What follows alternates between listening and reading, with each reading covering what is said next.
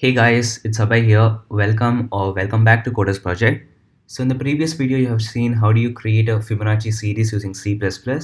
So in this video we're going to be finding the nth term of a Fibonacci series.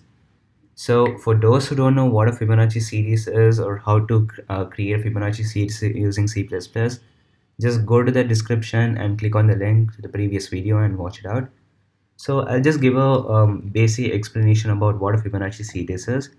So for example, the first and the second term of the Fibonacci series is 0 and 1. So the next term is going to be 0 plus 1, which is 1. And the next term is going to be the sum of two preceding terms, which is 1 plus 1, 2, then 1 plus 2, 3, and so on. So this is basically a Fibonacci series.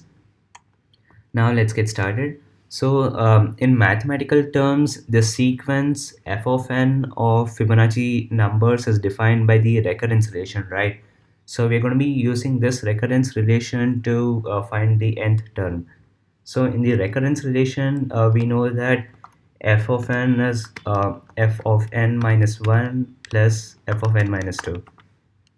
So this is the recurrence relation, and obviously with the seed values of 0 and 1, the basic, the first and second term. So we're going to be using this relation to find out the nth term. So let's get started. We're going to be including the header files first.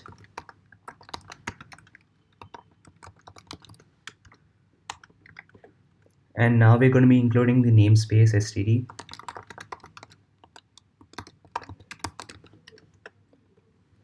Now we're going to be defining a function. Let's call it as Fibonacci or Fib.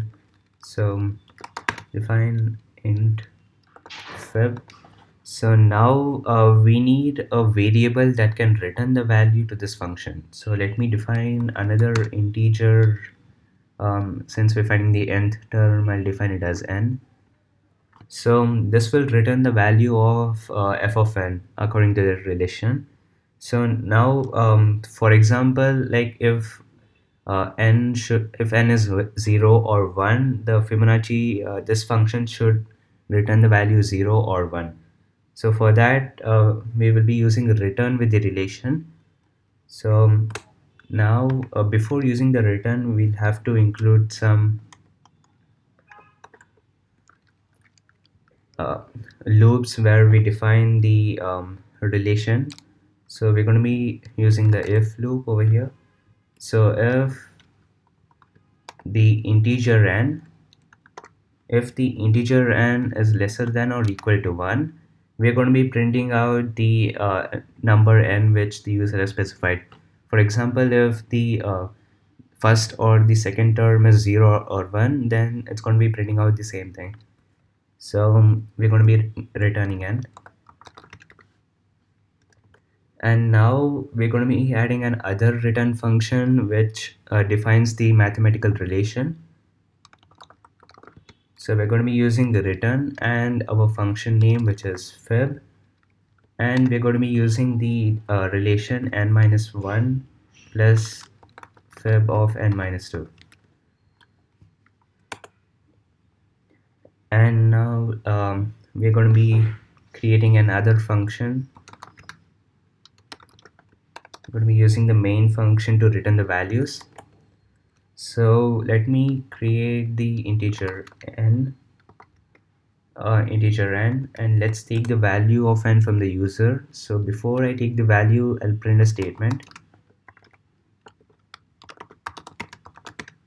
Enter the nth term,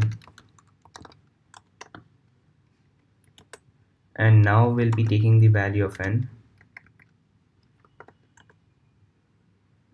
And now we're going to be printing out the Fibonacci nth term. We'll be calling our function over here. So we're going to be using cout and fib of our function, fib of n. And now we're going to be returning 0. And yeah, looks good. We're set to go. Let me just run this now.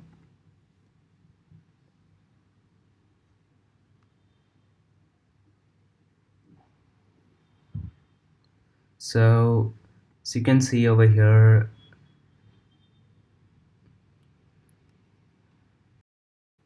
So as you can see over here, it says enter the nth term. So we're going to be entering, let's try out like 1. It should return the value 1 itself. Yeah, it returned the value 1. So let me make this a bit more organized. Just include a slash n over here, and we're going to be including a slash n over here as well.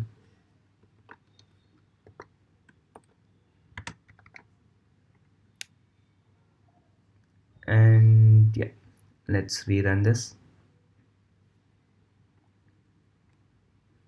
Enter the nth term. So we're going to be entering,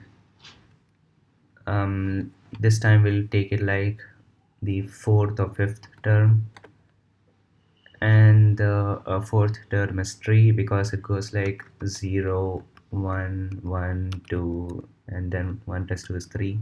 So the fourth term over here is going to be 3. And let's try with a bigger nth term now. So let's take it as 10, and it's 55. So this is how you get the nth term of a Fibonacci series. So thank you guys for watching the video. If you like the video, click on the like button and leave a comment if you want a specific video, and don't forget to subscribe and share. Thank you guys. See you in the next video.